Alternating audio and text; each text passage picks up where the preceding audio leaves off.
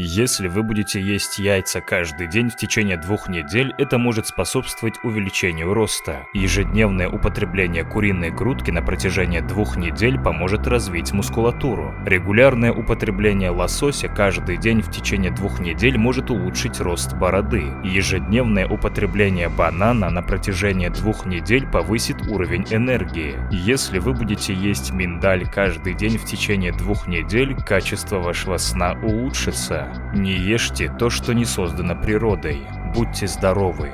Подписывайтесь, чтобы узнавать новое и становиться лучше каждый день.